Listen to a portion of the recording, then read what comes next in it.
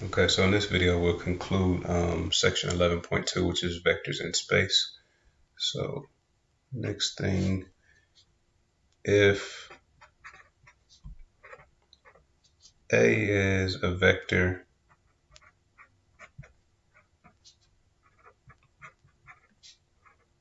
with A3 equal to 0, then A is in the XY plane. So if our K component or your Z component or your third component, whatever you want to call it, if that component is 0, then your vector is just in the XY plane. So A can be written A equals A1I plus A2J. So we just, it will be plus 0K. So we don't need to write that. So this is one way we write it. But more importantly, what I'm trying to get at in this particular note is that we can also rewrite our vector as the magnitude of A times cosine of theta times the vector I, and I'll talk about what theta is, plus the magnitude of A times sine theta times our vector J. All right, so where theta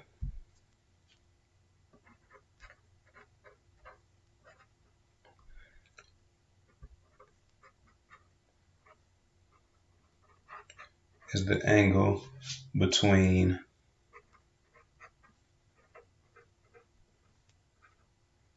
the vector A and the positive x-axis.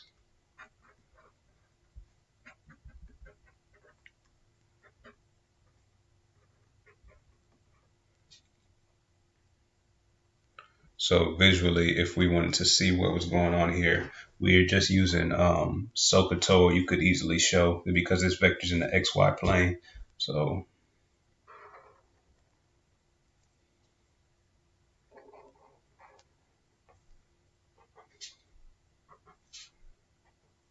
now I'm going back to our coordinate system that we used before we got in this class because we're just in the xy plane. So if we had some vector A,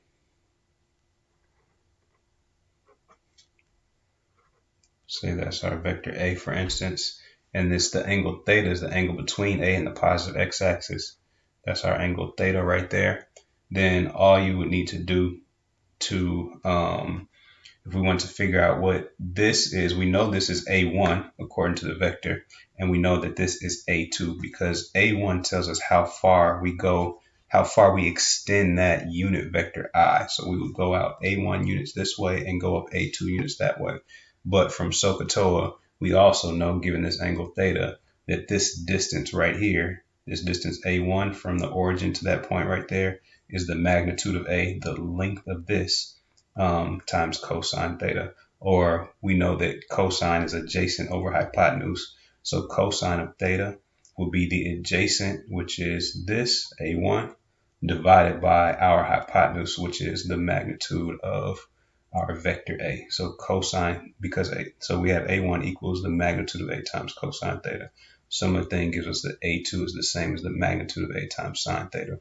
The key thing that I'm trying to get at is that if you have a vector in the plane, you know that you can rewrite that vector in the xy plane as this, given that you know that what that angle theta is between the vector and the positive x-axis. All right, so we're going to use that in an example that we're going to do a little bit later. But the next thing that we have is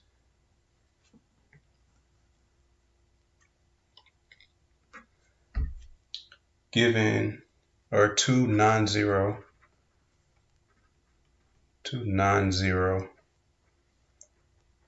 vectors A and B are parallel if there is a scalar C such that A is equal to the vector A is equal to C times the vector B. So two vectors are parallel if one of them is just a multiple of the other one. So if all I'm doing is I'm taking B, the vector B, and I'm multiplying it by some value C, which means I'm just making B longer or shorter or turning in the opposite direction. So that means I still have a vector that's parallel to that vector A. All right. Next, we'll talk about resultant force, which is the main topic of the example that we're going to do next.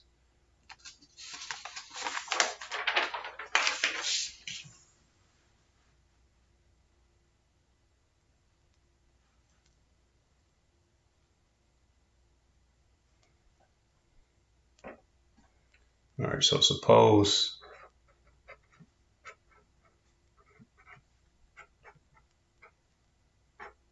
the vector F1 and the vector F2 are two forces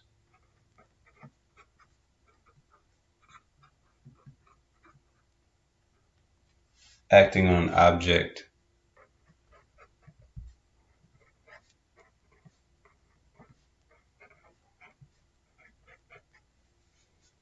at the same point P.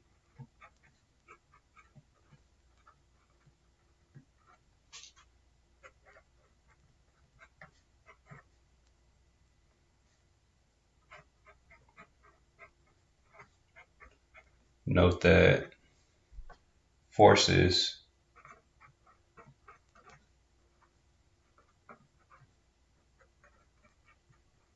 are vectors and the vector F1 and the vector F2 share an initial point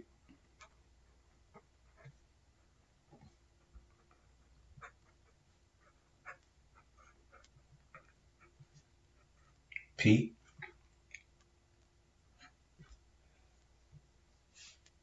The total force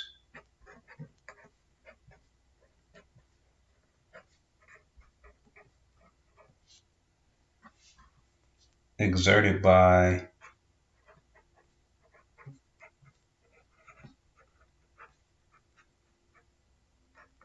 F1 and F2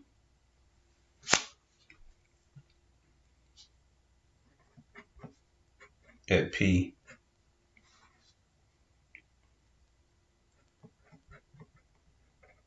acting on the object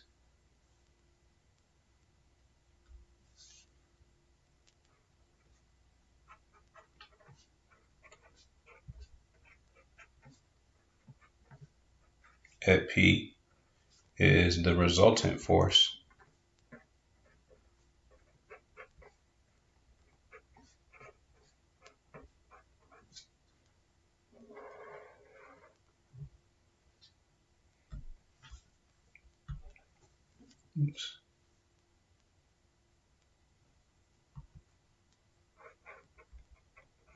given by, so we'll call the resultant force F, and it's just equal to the vector F1 plus the vector F2. All right, so we'll look at an example in you all's textbook, the resultant force problem. So it's on page 721. It is number 28.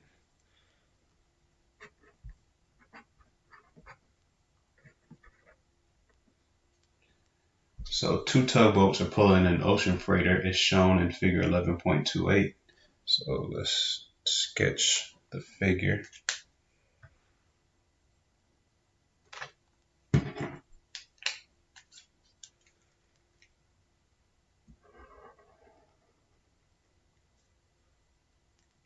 So this is one of the times at the course, in our course where we are going to switch back to working in a 2D coordinate system or two-dimensional coordinate system. So now they don't have coordinate axes drawn in the textbook, but I'm drawing coordinate axes just to help us orient ourselves. So there's one tugboat. So the freighter is over here. I'm not an artist, so I'm not going to draw the freighter, but the freighter, basically the front of the freighter is right here at the origin. So we'll say the front of the freighter is right there. That's our point P at which this freighter is pulling. So the tugboats are pulling the freighter. So we have one tugboat, which they call A. So what I'll do is I'll sketch a vector, and at the end of that vector is the tugboat, and that tugboat's A. So we'll just call this vector, we'll call it F sub A. And then this angle, they give us this angle is pi over 6. Should make this a little bit, probably should have made this a little bit bigger. I'll try to write bigger down here. Then there's another tugboat, tugboat B. And this angle here. So there's a tugboat right here, and it's pulling the freighter in this direction. This angle right here, the angle is pi over 4. We're going to put, they don't have this in the textbook, but we're going to put negative pi over 4 because it actually is, this angle actually is negative pi over 4. They're just trying to tell us what the distance is. Not what the distance is, what the measure is between here and here. And it is pi over 4, but because we're on coordinate axes, we're going to make that what it actually is, which is negative pi over 4. And now we'll call this force down here, we'll call this F sub B. So this F sub A and F sub B, these are going to be our F sub 1 and F sub 2 respectively from resultant force. So if one tugboat exerts a force of 1,000 pounds on the cable tied at A, so that tells us, they told us that the magnitude of this tugboat's force is 1,000 pounds, and pounds is a force. So if you see pounds, know that you're talking about a force, which means now you can talk about a vector. The 1,000 itself, though, that's the magnitude of that vector. So that's the length of that vector. So they told us that the magnitude of F sub A is 1,000. What force must be exerted on the cable tied to the other tugboat at B if the freighter is to move along the line L? So they want the freighter, which was moving along the positive x-axis, to continue. So that's our line L. They want the freighter to continue moving straight in this direction. So they don't want the F sub A to pull it off of that path, nor do they want F sub B to pull it off that path. They want them to both simultaneously pull so that the freighter remains going straight in this direction.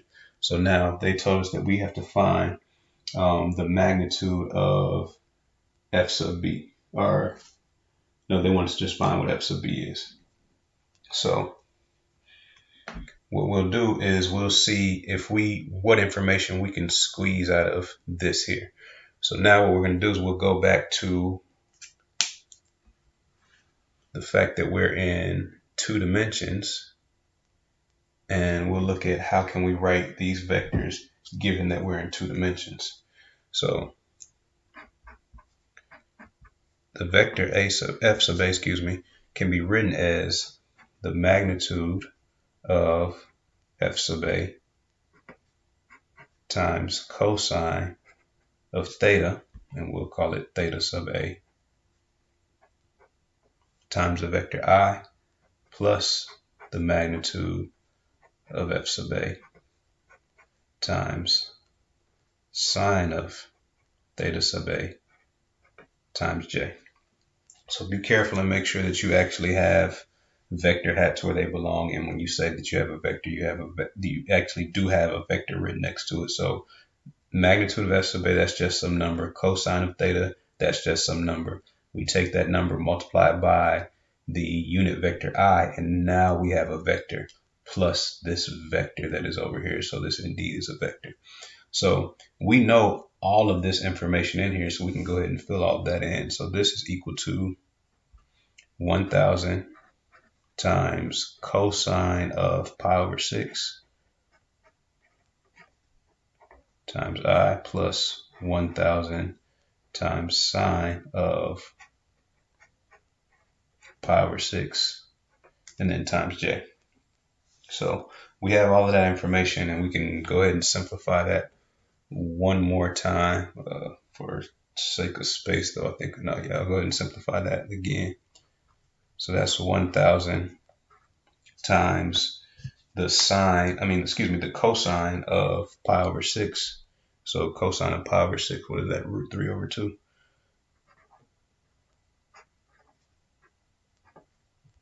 Plus 1000 times the sine of pi over 6, which is 1/2.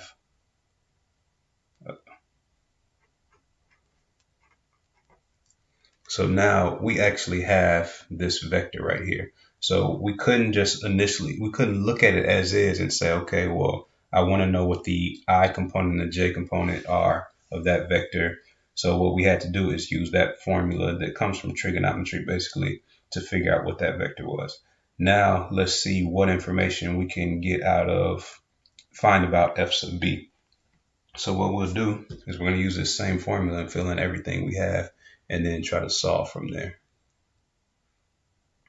So the vector f sub b is equal to the magnitude of f sub b times cosine of theta sub b plus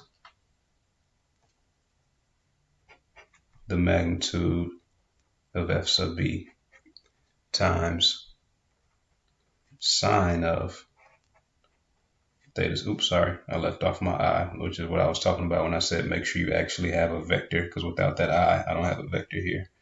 And then times j there. So we don't know what the magnitude of f sub b is, but we do know what our theta sub b is. It's negative pi over 4, and then we can take that and we can put in our, then we can take cosine of that, and then we'll have at least a part of this. So the magnitude of f sub b, times cosine of negative pi over 4 I plus the magnitude of f sub b times sine of negative pi over 4 j. This is the answer that we're actually looking for, because they want to find the force that tugboat B exerts. Oops, sorry, I'm missing a subscript B right there. So we need to find this as our answer, but the only thing that we're missing there is what is the magnitude of f sub b. So if we can find the magnitude of f sub b, then we're finished with the problem. So we know, though, that if we look at our picture that we have up here, we know that this direction of the x-axis, that is the I direction. The direction of the y-axis, that is the j direction. We want the tugboat to not move in the y direction at all. So we want the force in the y direction, the total force in the y direction, to be 0. So we want, when we add this, which is what what the tugboat A is doing in the y direction, when we add this to this, which is what tugboat B is doing in the y direction, we want to get 0, because we want them to cancel out. So we want tugboat A's pull in this direction to cancel with tugboat B's pull in that direction. So this is what's called equal and opposite forces. And if that means that these two things, when we add them together, we should get 0. But notice the only value that's missing in this plus this equals 0 is that. And now we can easily solve for the magnitude of f sub b. So that's what we're going to do here.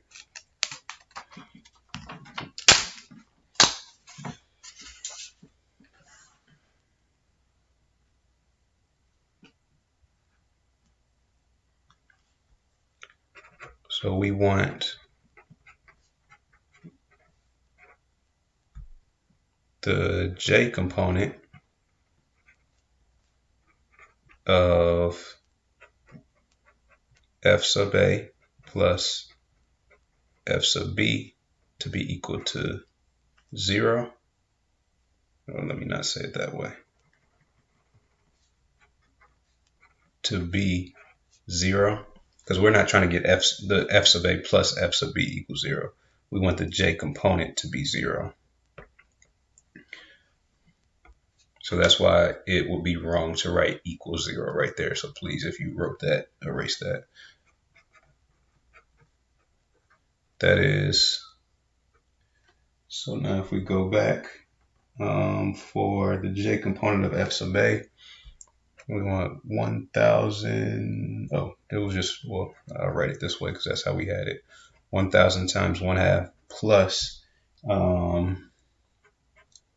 the magnitude of f sub b times sine of pi over 4, or negative pi over 4, excuse me, equals 0. So we took the j component from f sub a and plus the j component from f sub b. We want to add those two things and get 0. The only unknown value that we have here is the magnitude of f sub b. So at this point, all you would do is solve this for the magnitude of f sub b and substitute that into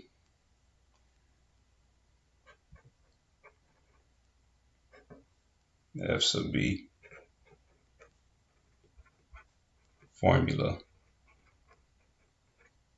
above. All right, so it just becomes at this point, remember all of these are numbers. When you see that magnitude on there, don't let that frighten you. This is just a number. So now in solving this, if you want to, just change that right here there to an x and don't let it scare you. So it's 500 plus x times sine of negative pi over 4 equals 0, and you're solving that for x. And whatever you get for your x, you're going to plug it in for your magnitude of f sub b in this formula right here. So you're going to solve for x and what I just gave you, plug it in right there, and then you can simplify the cosine of negative pi over 4. And so the root 2 over 2 and negative root 2 over 2, you can put those in there as well. So yeah, go ahead and simplify those trig functions as well along with it. All right, so we'll stop there, and that concludes section 11.2.